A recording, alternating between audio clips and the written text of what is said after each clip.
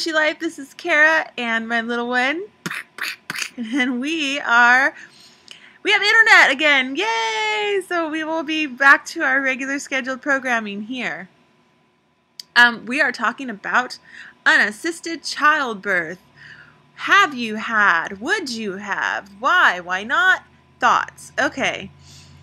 Unassisted childbirth or free birth is considered pretty extreme, pretty radical, pretty just out there, I guess. It's definitely, I guess in our modern day would say, yeah, it is those things, but it's also completely natural and completely normal, and it's how things have been done, so before modern technology. I mean, there were midwives, sure, but not always. So yeah. So anyway, my personal thoughts on it, I think, are there. It's awesome. Yeah, awesome. It's awesome. Unassisted childbirth. After I had her, before I had her, I was sitting here going, gosh, I would sure like to do that. But golly, it's my first time, and I want to make sure that, I know what I'm doing.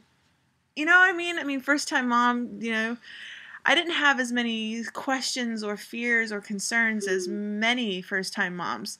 I was pretty chill, pretty relaxed, and pretty confident for the most part. Hence, I had a home birth with a midwife who isn't associated with any medical hospitals or anything. So mine was pretty rustic and pretty extreme as it is. My midwife was very hands-off. My midwife didn't and doesn't believe in any checks. We didn't do internal checks, not once. Throughout the whole pregnancy, she doesn't believe in that, and I don't either. And her description made a lot of sense. You shouldn't be poking around up in a pregnant woman. There's no reason to. Everything you need to know about the pregnancy can be found out outside, Anyway, so yeah, okay. So after I had her, my partner and I were just like, you know what? We could totally do this on our own, and said that if we were to ever get pregnant again, we would do it unassisted. Because a couple things. Let me just say, I had an amazing midwife. My midwife is off the charts amazing. She really is, as far as midwives go. But even still, with as awesome as she was and as awesome as she is, we still had certain intervention, I guess, emotional intervention, that wouldn't have been there otherwise. And let me say why. When I was planning my birth, I wanted a water birth. So we were planning the whole deal, the water birth, the tub, the liner. We got the liner and she brought the tub. But being as I had her in a blizzard, the worst blizzard in 100 years, completely unexpected, weird thing, and my partner's car got ditched on the highway as he was coming back to me in labor at home, he left the liner for the birthing pool in his trunk, okay? We didn't find this out until I was far into my labor. So I was like, well, shit, and I was like, well, I want to fill up the tub then, let's fill up my tub. I have a clawfoot tub. It's pretty deep. It's not very wide, but and that's what I wanted. And this is what I was saying when I was deep in labor. And my midwife, bless her heart, but still, she said, I don't know if that'll be comfortable for you. You might not be able to turn around, and I might not be able to see you or check you very well.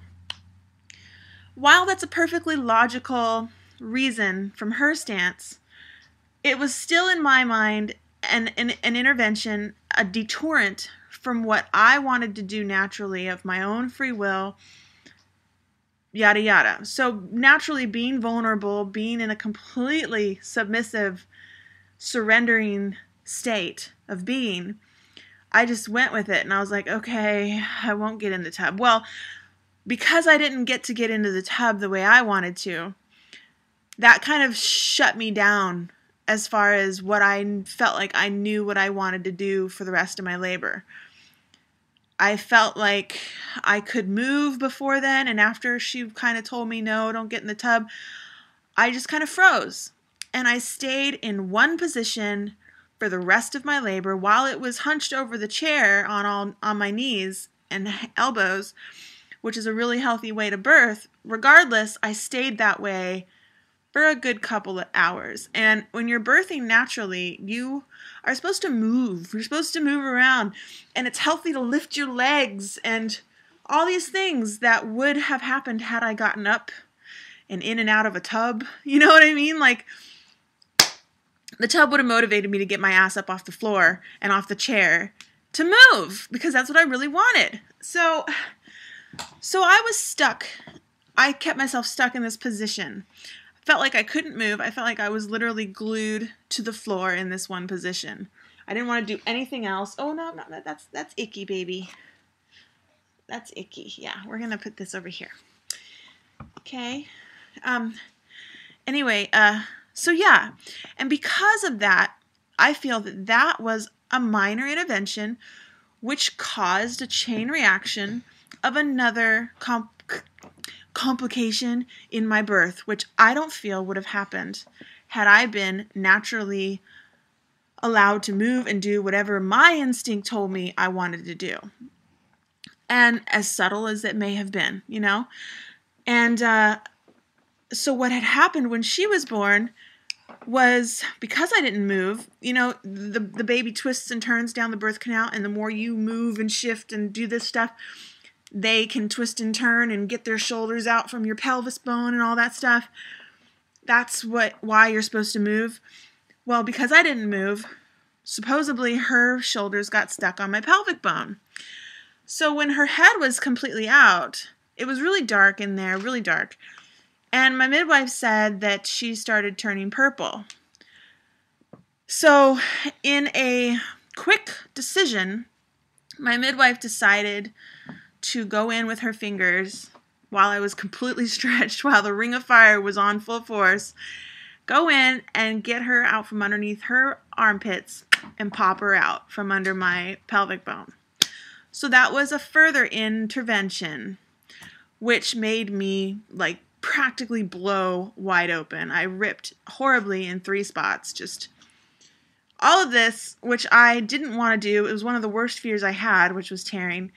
And it happened all because in my gut, in my heart, I felt like had I been freely unhindered, whatever that word is, to do what I freaking wanted to do according to me, not anybody else, I feel like I would have gotten up into that tub and my legs would have been doing this and the baby's shoulders would have come out fine. I think I would have been more relaxed, more stretched. And when I did further research and I watched like 100 home births and unassisted births online, I've seen that babies' heads and faces turn purple.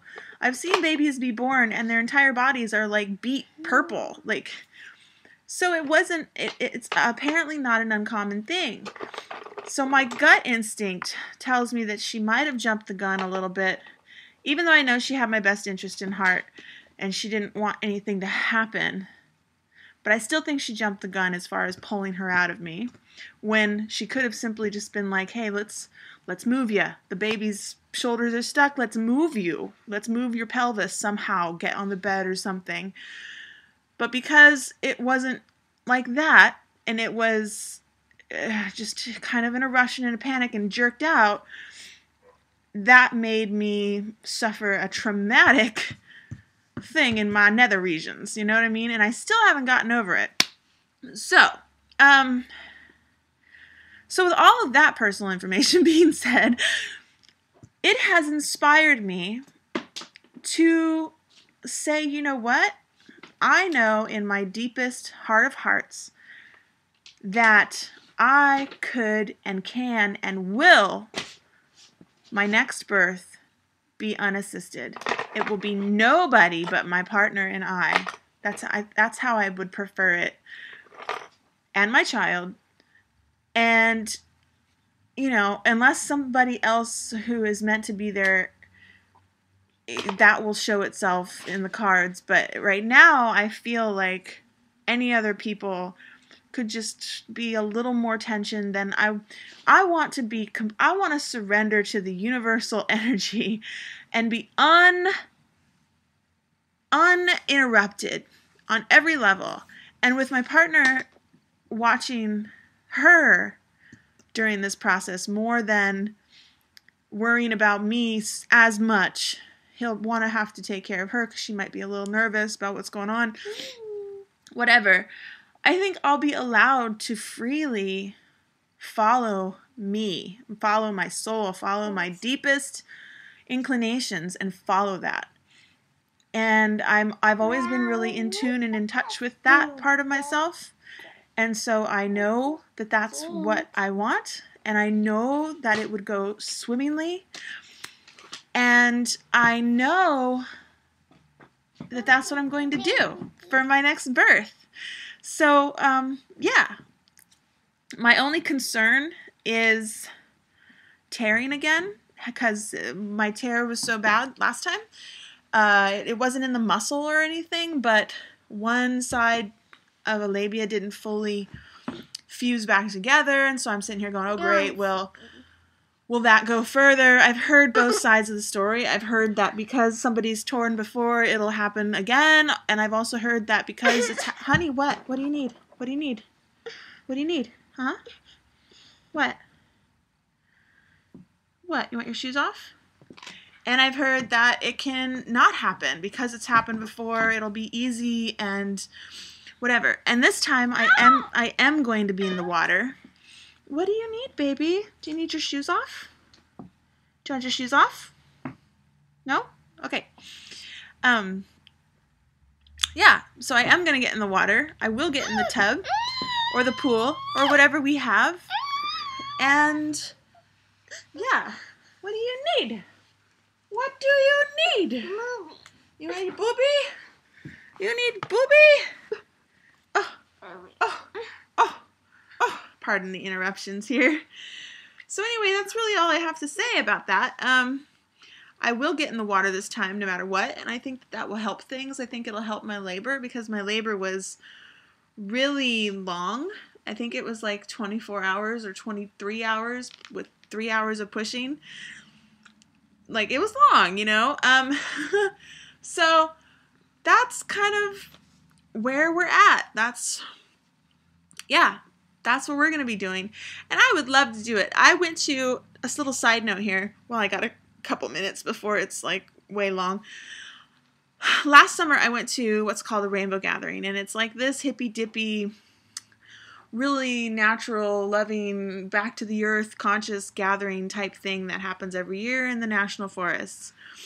While I was out there, there was this woman, this pregnant woman, and her partner set up their tent right next to mine, and they were preparing to have a birth, to birth out in the middle of the forest, out in the middle of nowhere, at a rainbow gathering, which is, in my opinion, one of the most magical things you can go to.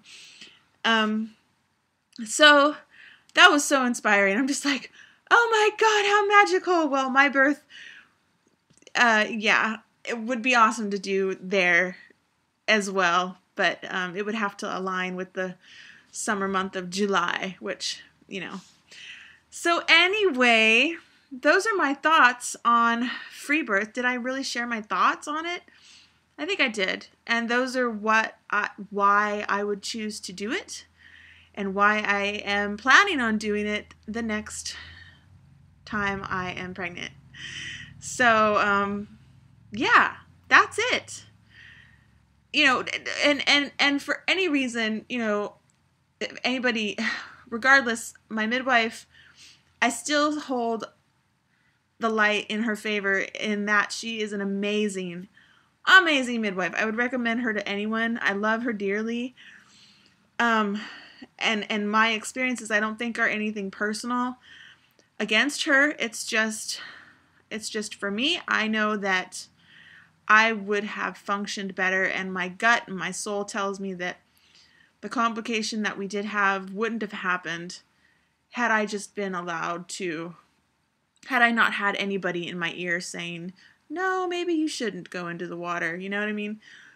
I wanted to go in the water, and I knew I should have, and I don't know. So, yeah, that's it. Okay, I will see you again next topic on Monday. All right, bye. Blessings.